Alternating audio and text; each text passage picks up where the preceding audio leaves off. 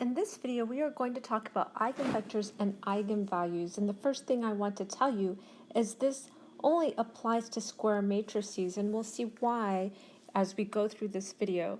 So this is our overview slide, which we will spend 3 to 4 minutes going over before we go over each topic in more detail with more examples. But I do want to mention one other thing, since I had told you that this topic is confined to square matrices.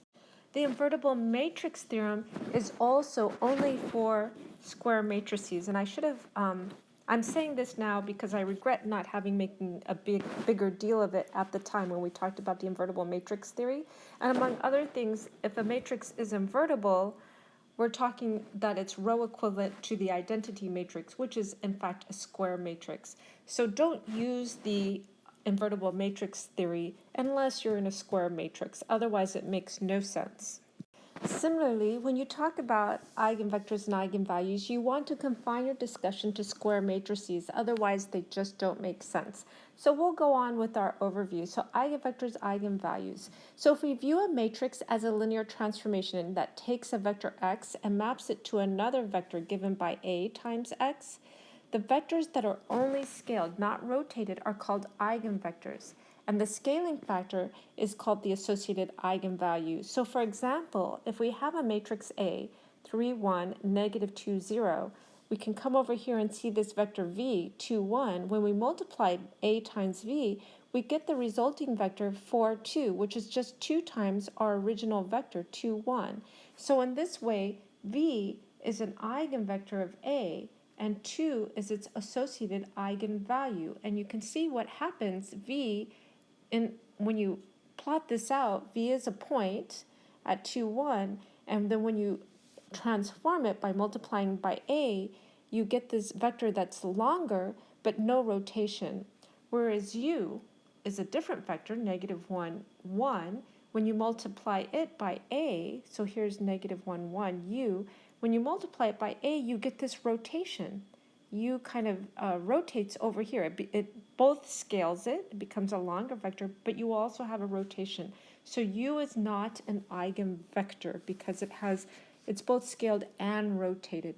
Eigenvectors are only scaled. Here we have our formal definition of an eigenvector of an n by n matrix. It's a non-zero vector, so that's important, such that ax equals lambda x for some scalar lambda. So again, this is what we were just talking about. It's when you transform x by multiplying by a, all you get is a scalar multiple of x.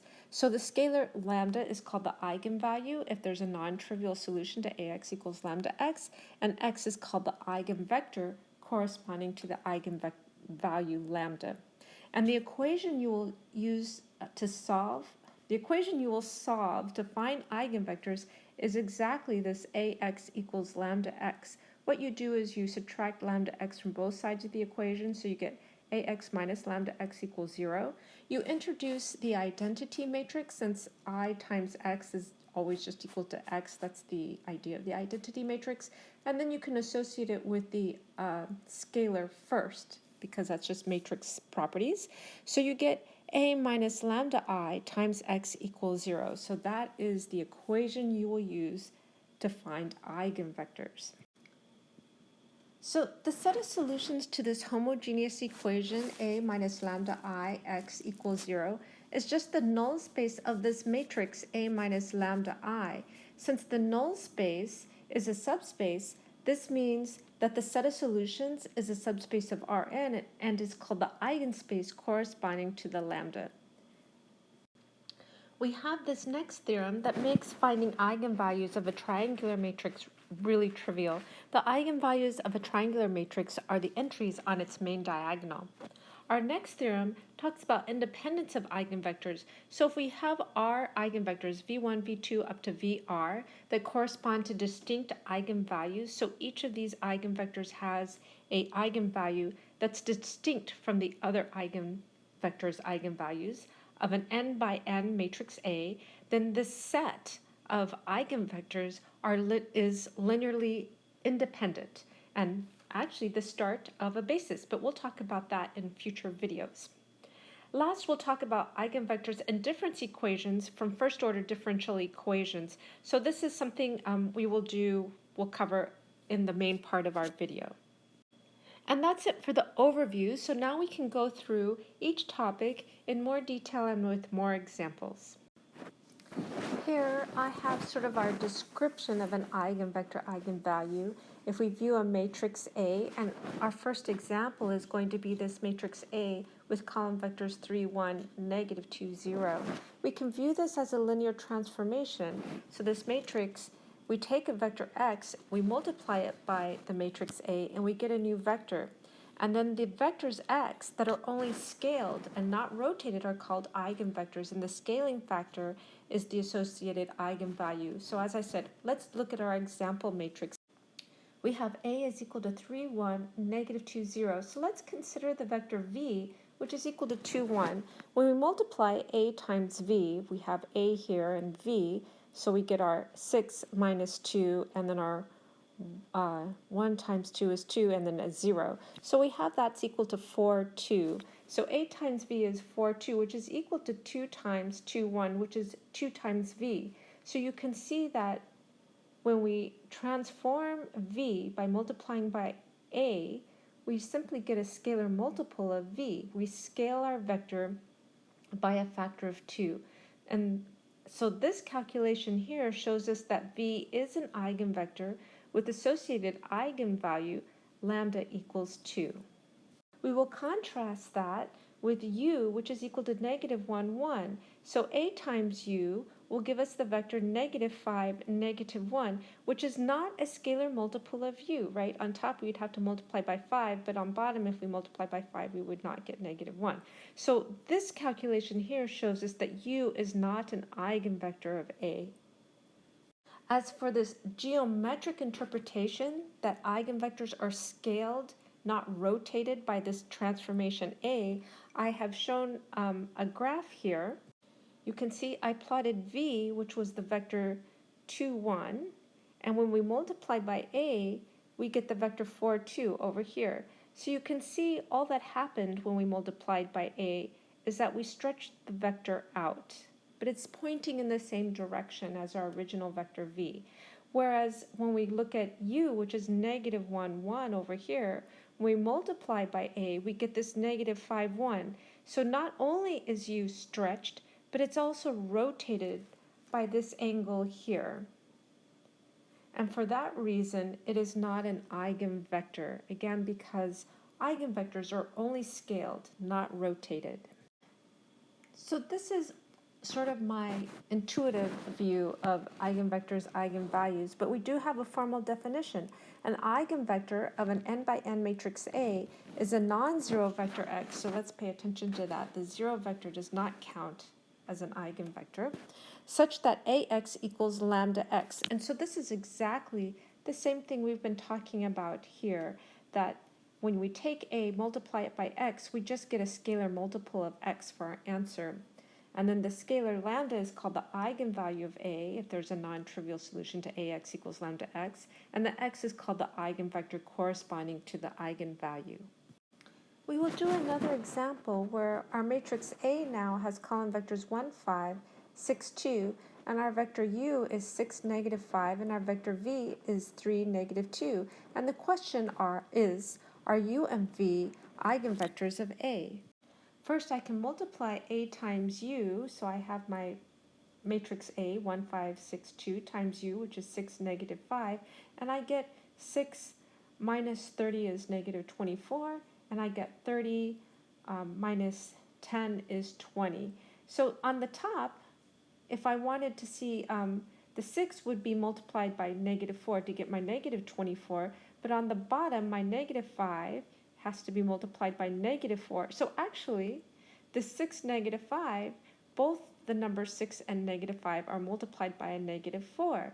So this here is simply negative 4 times u. So yes, u is an eigenvector with lambda or eigenvalue equal to negative 4.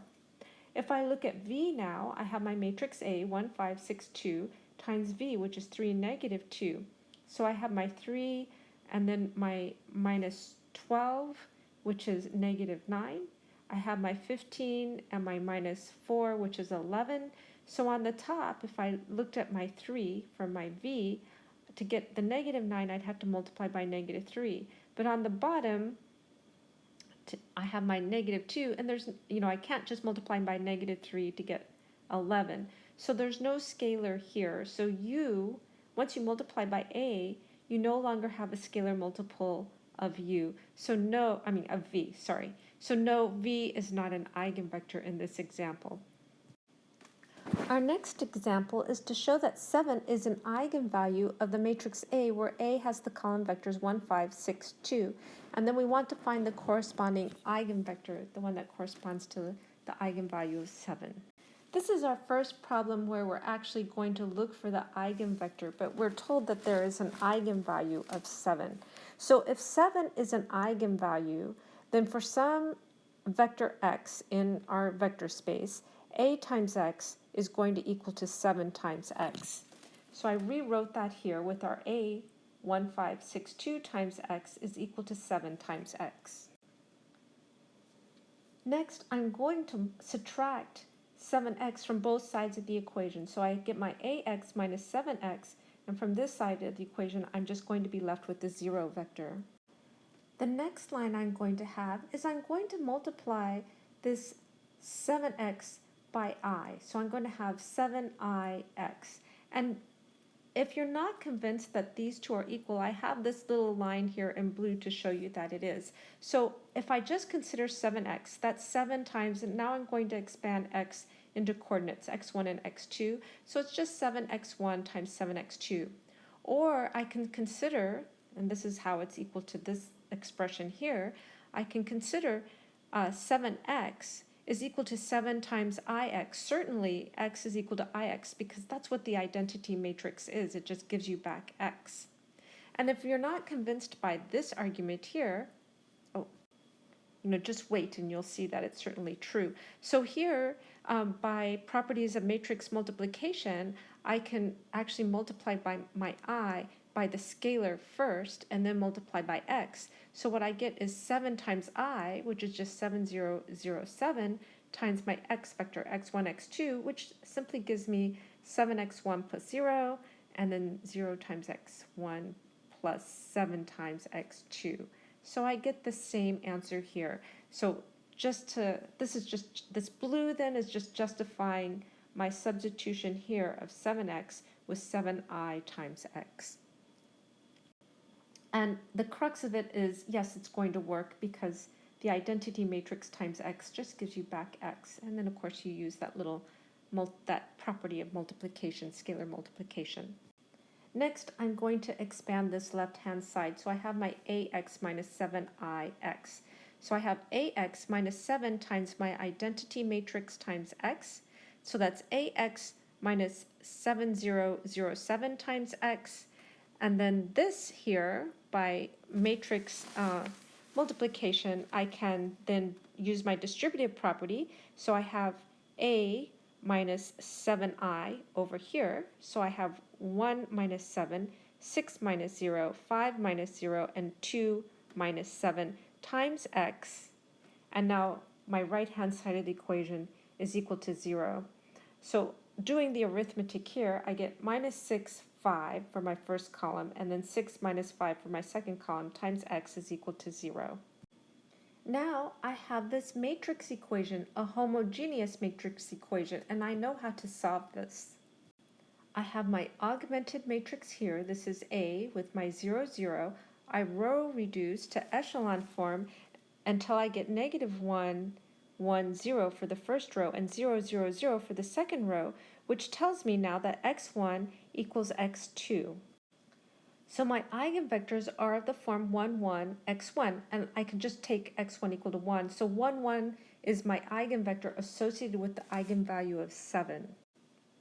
And I shrank all this stuff here so I could just do a little quick check to make sure that what I'm saying is correct. So I can look at my matrix A, 1, 5, 6, 2, and I can take my proposed eigenvector, 1, 1. When I multiply this out, I get 1 plus 6 is 7, and then I get 5 plus 2 is 7, which is 7 times 1, 1. So here you can see that 1, 1 is indeed an eigenvector with eigenvalue of 7. And in fact, any vector of the form x1, x1, right, 1, 1 times x1 will work. And I shrank down the work we did for our last example, but I wanted to call out, we started with ax equals lambda x here, right, ax, and our proposed eigenvalue was 7x. And then we moved the 7x over, the lambda x over to one side, and then next we multiplied by I, so this is, and we had a minus lambda I x equals 0. So this here, this approach that we had here, I kind of wrote out the approach in general form because this is exactly the equation you want to solve to find eigenvectors. So this equation is important. So to see where we are on our overview sheet, we just said that the equation we're going to use to find eigenvectors is this ax equals lambda x. Moving lambda x over to both sides of the equation, we get ax minus lambda x equals 0. Introducing the identity matrix now, so we have a minus lambda I times x equals 0. So this equation here, the a minus lambda I x equals 0, is a homogeneous equation, matrix equation. And the set of solutions to homogeneous equations, that's just the null space of the matrix. So the set of solutions to this homogeneous equation is the null space of the matrix A minus lambda I. And since the null space of a matrix is a subspace, this means the set of solutions, X, is a subspace of Rn and is called the eigenspace corresponding to the eigenvalue. So again, the set of solutions, these eigenvalues, is a subspace and it's called the eigenspace. And just to look at our last two examples, so the first example was a times u, where a was 1562. We had u is equal to 6, negative 5. And we multiplied a times u. We got that was equal to negative 24, 20, which is simply negative 4 times u. So we verified u was an eigenvector with lambda equal to negative 4. So looking at this, 6, negative 5 over here, this point here in blue, that's an eigenvector with lambda equal to negative 4. So when we multiply by negative 4, we're going to get some point way out over here, which I wasn't able to graph. But along this whole line then, because multiples of 6 minus 5, any multiple of 6 minus 5, including multiples like 1/2, less than 1, is going to be in the eigenspace. So this eigenspace is this entire line. So if we pick this point on the line, we'll see that if we multiply by a, what it's going to do is multiply this point by negative 4. So it's going to bring it back in the other direction because of the negative, and it's going to go back by 4. So this is our eigenspace, this line is our eigenspace for lambda equals negative 4.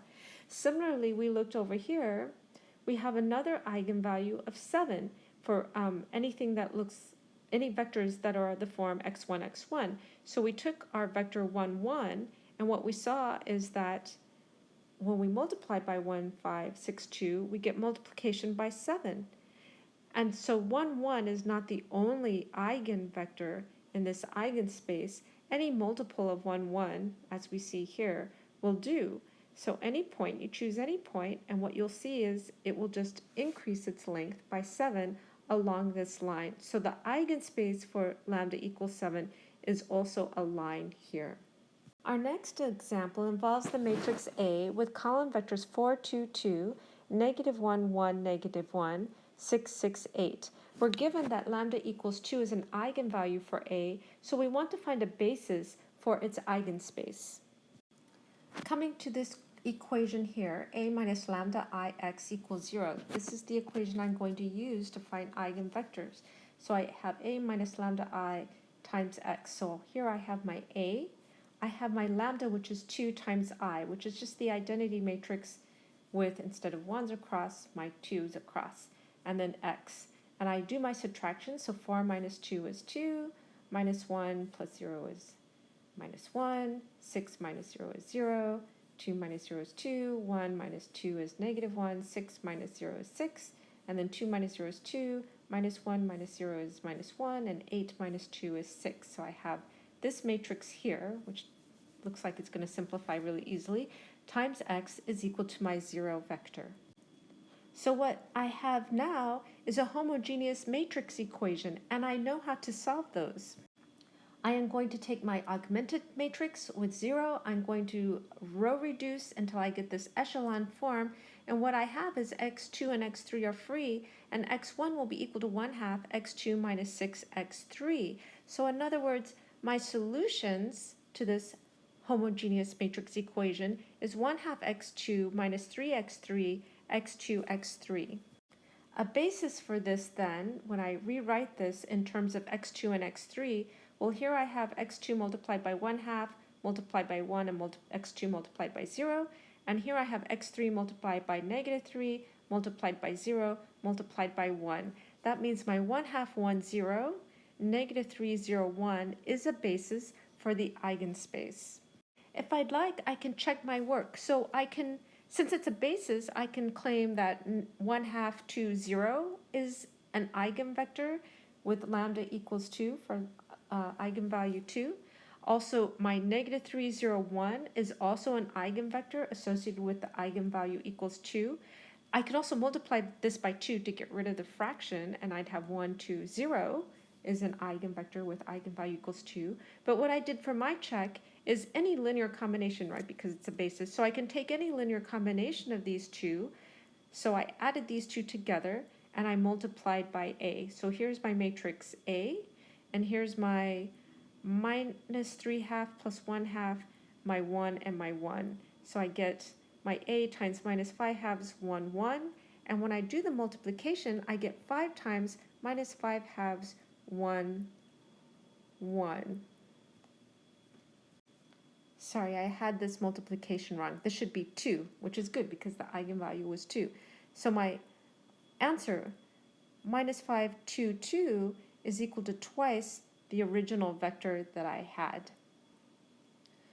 So here I definitely have the proof that my minus 5/2, 1, 1 is in the eigenspace of lambda equals 2. And I have a pretty good sanity check, not an absolute proof, but a sanity check that these two vectors are a basis for the eigenspace. Next, we have a theorem for the eigenvalues of a triangular matrix. So the eigenvalues of a triangular matrix are the entries on its main diagonal. That makes it easy to find. I moved the theorem up here so we would have room to do a proof. And I'm going to do the proof for a 3×3 matrix. So a 3×3 triangular matrix will have this form. This is actually upper triangular. You can do lower triangular. The proof is similar. So I have A11, A12, A13. I have my 0, A22, A23, 0, 0, A33. So when I do my A minus lambda I x equals 0, I am going to have my A11 minus lambda, and then my A22 minus lambda, and my A33 minus lambda. So this again is a homogeneous equation, matrix equation, which I can solve. So I have my augmented matrix here and my 0 vector, my solution vector here. Looking at this, my A minus lambda I has a non-trivial solution if and only if A minus lambda I x equals 0 has a free variable. And we know this is true. It needs to have a free variable because any ax equals 0, any homogeneous matrix equation always has the trivial solution. And then for any system of linear equations, there are 3 possibilities: no solution, trivial solution, or infinite solution. Infinite solutions come with free variables. So since we know it has the trivial solution, we know that no solution is not a possibility. So it's either the trivial solution or infinite. And if we want a non-trivial solution, we're looking for infinite. So we're looking for a free variable. So A minus lambda I x equals 0. That's my door. I'm going to get it in a minute. So it has a free variable if and only if at least one of the entries on the diagonal here is 0, right? Because just take a look at it. If it's not 0, then you're going to have x3 is equal to or this times x3 is equal to 0, so you can solve for it. So you need to have one of the diagonals equal to 0. One of these here equal to 0. So lambda equals A11, or lambda equals A22, or lambda equals A33. And then once you have one of them equal to 0, you're going to get that all of them will be equal to that. This here is equal to 0, this is equal to 0, and this must be equal to 0. So we'll do an example. We'll look at the matrix A with column vectors 3, 0, 0, 6, 0, 0, and negative 8, 6, 2, and B equals 4, negative 2, 5, 0, 1, 3, and 0, 0, 4. What are the eigenvalues for A and what are the eigenvalues for B? Since both of these matrices are triangular, we can use our theorem, and the eigenvalues of a triangular matrix are the entries on the main diagonal. So the eigenvalues for A are 3, 0, and 2, and the eigenvalues for B are 4, 1, and 4, or 4 and 1. And we can ask, what does it mean for a matrix to have an eigenvalue of 0? Remember, actually, technically, eigenvalues are non-zero, but here we have 0 on the middle. So let's just think about this one. So we have that AX equals 0x, and that's if our eigenvalue is equal to 0, which is just AX equals 0. So that means that there's a non-trivial solution. If there's a non-trivial solution, that means A is not invertible. And this just comes from our invertible matrix theory, right? Theorem, sorry, is that A has only the trivial solution. A is an invertible matrix. So if it has non-trivial solution, that must mean A is not invertible. So what this means, if we do calculations and 0 is an eigenvector of A, then that means A is not invertible. One more note about this, because the eigenvalues of B are 4, 1, 4, which actually is just 1 and 4.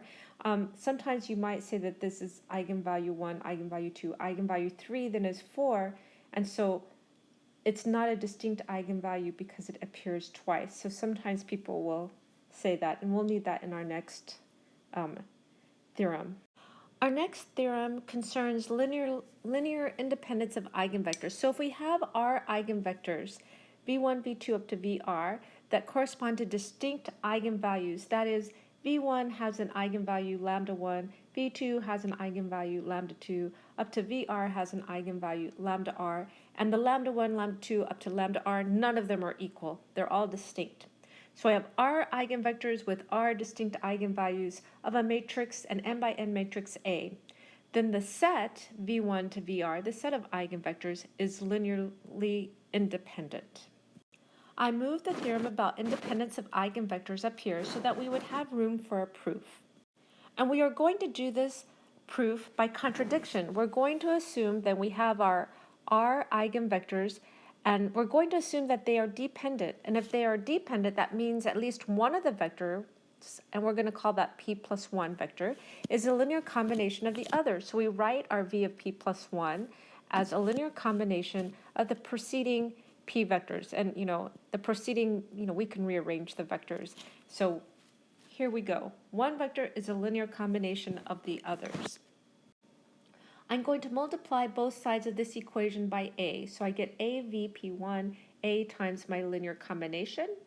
And then I can then distribute my A here.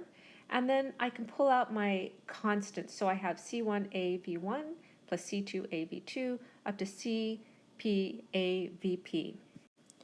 And since the v1, v2, vp, this whole set are eigenvectors, we know then that A times vp1, it's an eigenvector, is going to be equal to lambda p1 vp1. Similarly, for a v1, that's just lambda 1 v1, and a v2 is lambda 2 v2, and a vp is lambda p vp. In other words, the matrix times the eigenvector is equal to the corresponding eigenvalue times the eigenvector.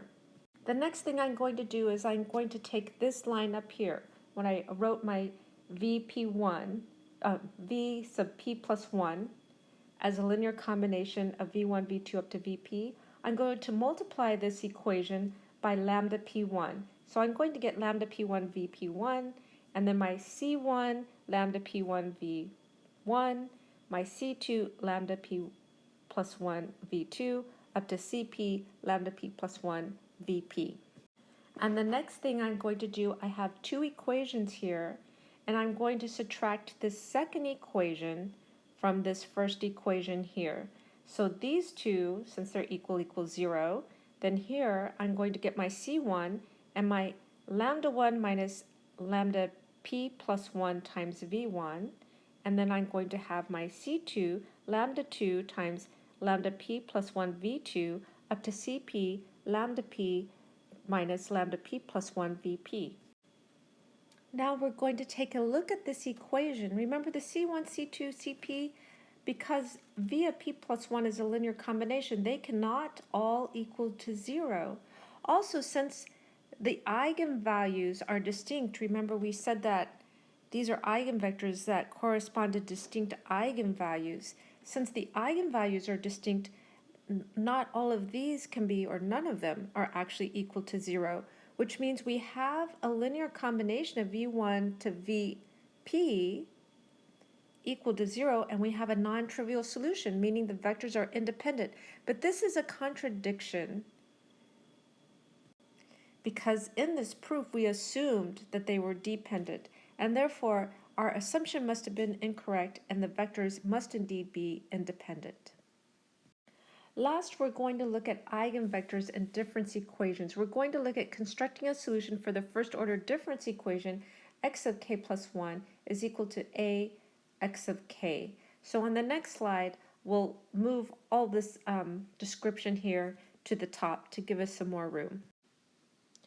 So here we have this kind of recursive description of a sequence. So in other words, we start off with an x naught, and then to get x1, we're going to multiply x naught by a. Then to get x2, we're going to multiply x1 by a, which is equal to a times x naught. And we keep doing this recursively. And what we want is an explicit description of x. So that's, and by explicit, we mean a formula for each x of k that does not depend directly on a or the preceding terms other than the initial term. And the simplest way to build a solution is to take an eigenvector x naught and its corresponding eigenvalue and let x of k equal lambda k x naught. And this is a sequence. This sequence is a solution. We're going to look at this, but let's go and look at an example just to make all of this a little more concrete. So here I have a matrix A whose column vectors are 3, 1, negative 2, 0, and I have a starting x naught, which is equal to 2, 1. So then, according to my formula here, x1 is equal to a times x naught. So here I have a times my 2, 1, which is equal to 4, 2, and this is a matrix we had solved before, but this 4, 2 is equal to 2 times 2, 1, because 2, 1 is an eigenvector. So again, we're looking at, we're using this simple way to build a solution to take an eigenvector. Then x2 is equal to a times x1. So here I have my matrix A times my x1 now, which I calculated as 4, 2, and that's equal to 8, 4, which is equal to 4 times my original vector x naught 2, 1. My x3 then is equal to a times x2, which I calculated here, 8, 4, which is equal to 8 times my original vector. So in other words, x of k plus 1 is equal to my eigenvalue raised to the k plus 1 times x naught. And that's what this formula is right here. We can verify this sequence is a solution to our original difference equation because a x of k, if we're looking at x of k, that's just lambda k x naught. So that's a times lambda k x naught, right? This is k plus 1, but I substituted k instead. So for x of k, I'm going to get lambda k x naught. I can pull out my k, my lambda to the k, because it's just a scalar. So lambda k, a times x naught. Now a times x naught, if it is a eigenvector, will just be equal to lambda x naught. So then I get lambda k plus 1 x naught, which is equal to, in this case, x of k plus 1. So this will be my solution to my difference equation. At this point, we've gone over all the material for this video. I do have another 4 questions. 3 of them are pretty straightforward and easier, at least 2 of them are. So since we've gone through all the material, I'm going to suggest after each problem statement that you pause the video and give the problems a try before looking at the solution. The first problem is 5 an eigenvalue of A when A is the matrix with column vectors 6, 3, 2, negative 3, 0, 2, 1, 5, 6. If 5 is an eigenvalue of A, that means for some vectors x, ax is equal to 5 times x. Looking here at how we solve for eigenvectors then, because now we're looking for the eigenvectors corresponding to this eigenvalue, we'll do the a minus lambda I times x is equal to the 0 vector. So I should put the 0 vector here. So I have my A matrix 6, 3, 2, negative 3, 0, 2, 1, 5, 1, minus 5i, which is just the identity matrix times 5. So 5 along the diagonal times x equals 0. I can then multiply 6 minus 5 is 1. Subtract, not multiply. 6 minus 5 is 1.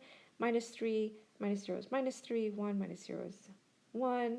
You can do the rest of the multiplication times x equals 0. So this here is a matrix equation. It's a homogeneous matrix equation which we know how to solve. We have the augmented matrix. We row reduce to echelon form until we get x1 equals x2 equals x3 equals 0. So there's no non-trivial solutions, meaning 5 is not an eigenvalue. Our next problem, if x is an eigenvector of A corresponding to lambda, what is A cubed x?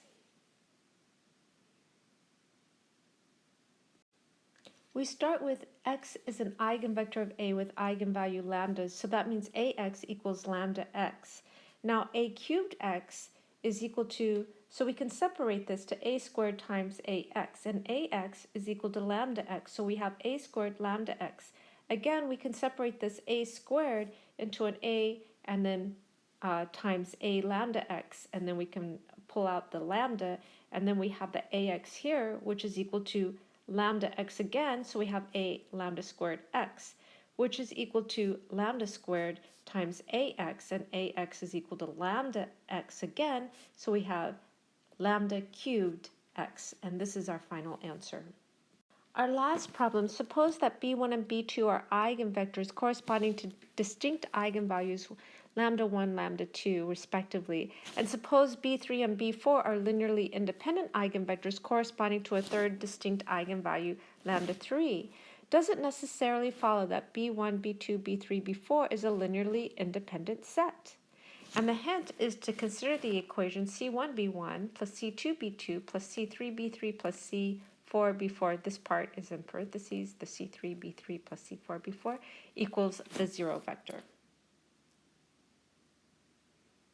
I'm going to start with a b1 is equal to lambda 1 b1, a b2 is equal to lambda 2 b2, and this is true because b1 lambda 1 and b2 lambda 2 are eigenvector eigenvalue pairs.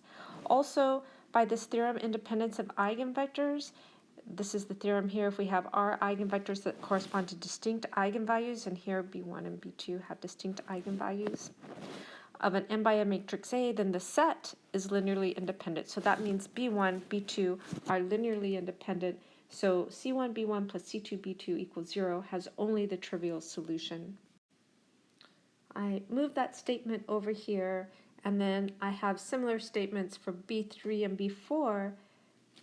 I have that b3 and b4 are eigenvectors of the eigenvalue lambda 3. So b3 and b4 is equal to lambda 3 b3, and a b4 is equal to lambda 3 b4.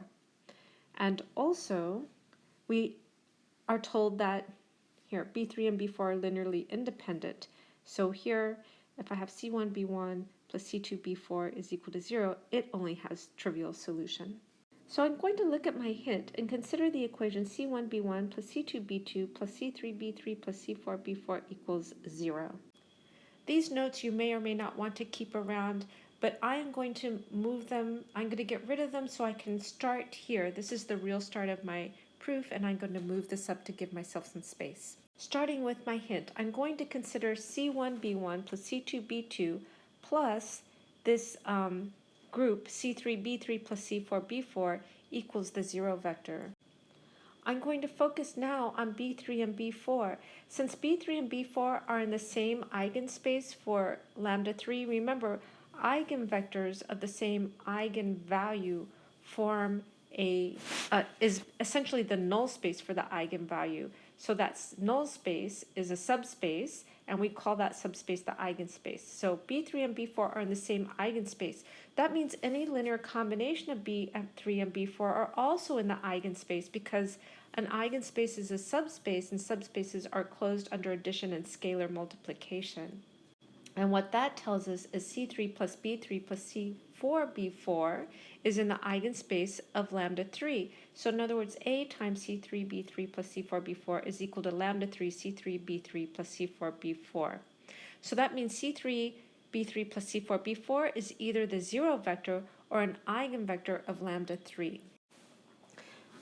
So now if C3 plus C4 is an eigenvector, then B1, B2, C3, B3 plus C4, B4 is a linearly independent set. So what does that do to our original equation we were considering? That is the C1, B1 plus C2, B2 plus C3, B3 plus C4, B4 equals 0. Well, they're linearly independent, so that's going to mean that C1 and C2 have to equal to 0. If this is equal to 0, then we're left with C3 B3 plus C4 B4 is equal to 0, but B3 and B4 are linearly independent, which must mean that C3 and C4 is equal to 0. So what we have is our equation, our C1 B1 plus C2 B2 plus C3 B3 plus C4 B4 equals 0, has only the trivial solution, because C1, C2, C3, C4 all equal 0, which means B1, B2, B3, and B4 is a linearly independent set. Our next problem is if A is an n by n matrix and lambda is an eigenvalue of A, show that lambda is an eigenvalue of 2 times A. Since we are given lambda is an eigenvalue of A, that means for some x in our vector space, A times x is equal to lambda x. So now we're going to consider 2 times the matrix A. So 2 times A times x, well, now we can factor out the 2, and then we have AX, and AX is just equal to lambda x. So we have 2 times lambda x, which is equal to 2 lambda times x. So 2 lambda, then, is an eigenvalue for 2a, because when you plug in x, you just get 2 lambda times x. To review what we have covered in this video, we talked about eigenvectors and eigenvalues, and for an eigenvector, we consider the matrix as a linear transformation that operates on a vector x and produces another vector ax, and the vectors that are only scaled but not rotated are called eigenvectors, and the scaling factors associated with the eigenvector is called the eigenvalue. So we had our example where A was the matrix with the column vectors 3, 1, negative 2, 0, and we multiplied this times a vector v, 2, 1. So A times v was equal to 2 times v. So v was an eigenvector with eigenvalue of 2. We also considered this vector u, which is negative 1, 1, and we multiplied A times u. We got a vector that is not a scalar multiple of our original vector u. So u is not an eigenvector of A. We have the formal definition of an eigenvector of an n by n matrix. It's a non-zero vector x such that ax is equal to lambda x for some scalar lambda. So a scalar lambda is called the eigenvalue of A if there's a non-trivial solution x of ax equals lambda x. And such an x then is called the eigenvector corresponding to the eigenvalue. So the equation you will solve to find eigenvectors is ax is equal to lambda x. That is, A times the vector x is just a scalar multiple of x. And what we do is we subtract lambda x from both sides of the equation to get ax is equal to minus lambda x equals the 0 vector. We introduce the identity matrix now times lambda. So we have A minus lambda I x equals 0. And this is the equation we solved to find eigenvectors. Then we also note that this here is a homogeneous equation. It's a matrix equation, homogeneous because it is equal to 0. So the solutions x to this homogeneous equation is the null space of this matrix A minus lambda I. And since the null space is a subspace, we call this subspace the eigenspace corresponding to lambda. We have this theorem here that greatly simplifies finding eigenvalues of a triangular matrix. So the eigenvalues of a triangular matrix are simply the entries on its main diagonal. We also have this theorem here that talks about the independence, the linear independence of eigenvectors. So if we have a set of R eigenvectors that correspond to distinct eigenvalues of an n by n matrix A, then the set is linearly independent. Last, we looked at eigenvectors and the difference equations from first-order differential equations where we have x, the vector x of k plus 1 is equal to a times x of k. So this is basically a recursive description of a sequence. So we start with x naught, and then to get x1, we multiply x naught by a. To get x2, we multiply x1 by a. To get x3, we multiply x2 by a. And what we want is a solution, an explicit description of x of k, whose formula does not depend directly on a or the preceding terms other than x naught. And the simplest way we saw was to build a solution to take an eigenvector and its corresponding eigenvalue and let x of k equal lambda k x naught. So that's it for this video. Thank you for watching.